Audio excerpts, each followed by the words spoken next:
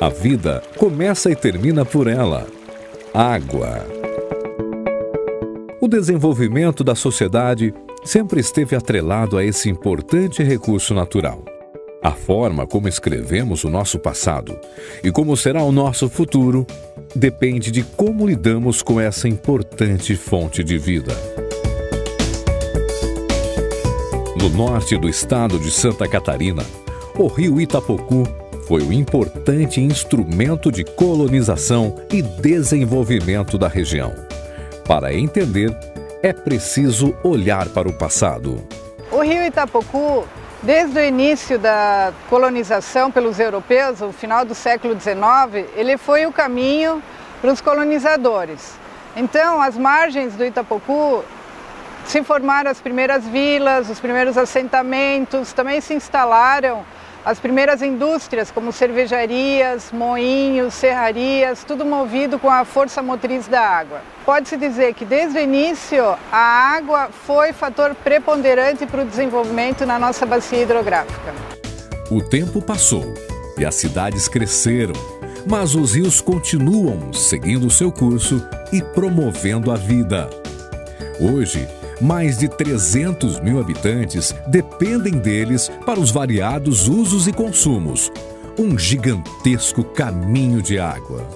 A bacia hidrográfica do rio Itapocu é formada topograficamente por todos os morros e os rios, os córregos, que convergem das áreas mais altas, que são as cabeceiras, onde estão as nascentes, para as áreas mais baixas, que são as áreas de várzea, as áreas de planície. Todas essas águas drenam para um único curso d'água principal, que é o rio Itapocu, que por sua vez tem uma única saída, a sua foz, lá no Oceano Atlântico. Com uma área de aproximadamente 2.920 km², a bacia do Itapocu abrange 12 municípios, que estão parcialmente ou integralmente inseridos na bacia hidrográfica. O rio Itapocu ele é formado da confluência de dois rios, que é o Rio Novo e o Rio Humboldt, no município de Corupá. Mas antes da formação dele, lá nas áreas altas de cabeceiras, está a nascente mais distante, que é o Rio Vermelho, lá no município de Campo Alegre e São Bento do Sul. A partir da sua formação do rio Itapocu, em Corupá, ele atravessa toda a área central de Jaraguá do Sul, passa por Guanamirim, São João do Taperiú, até chegar na sua foz, lá em Barra Velha e Araquari. Mas será que é possível utilizar os recursos hídricos de forma consciente e equilibrada? Para disciplinar a utilização dos recursos hídricos no âmbito da bacia, surgiu o Comitê de Gerenciamento da Bacia Hidrográfica do rio Itapocu.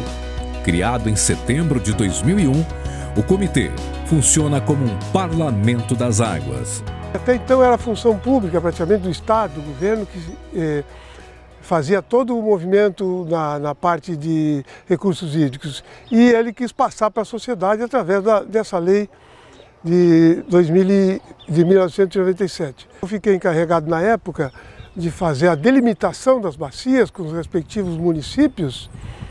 E em cada município nós tentamos pegar pessoas ou entidades que pudessem representar tanto no poder público como nos usuários de água, como na sociedade organizada. Nós temos representante hoje, inclusive, de todos eles, que faz com que haja uma representatividade muito boa. O comitê, na verdade, ele é uma entidade, um parlamento das águas. É um local para discutir todos os problemas e assuntos e conflitos que pode haver no uso dos recursos hídricos na bacia do Itapocu. O Comitê Itapocu é composto por 40% dos usuários de água, que são os representantes da indústria, do abastecimento público e da agricultura, principalmente relacionada à irrigação. 40% é a população da bacia, que são as entidades representantes da sociedade civil organizada e das prefeituras municipais. E 20% são as entidades do poder público federal e estadual. As principais competências de um comitê de bacia hidrográfica é debater os recursos hídricos, é mediar conflitos pelo uso da água, é aprovar e acompanhar o plano de recursos hídricos e implementar valores, definir valores ou mecanismos para cobrança pelo uso da água, caso esse instrumento fosse implementado aqui em Santa Catarina. Para gerenciar de forma descentralizada, participativa e integrada, o Comitê segue a Política Nacional de Recursos Hídricos.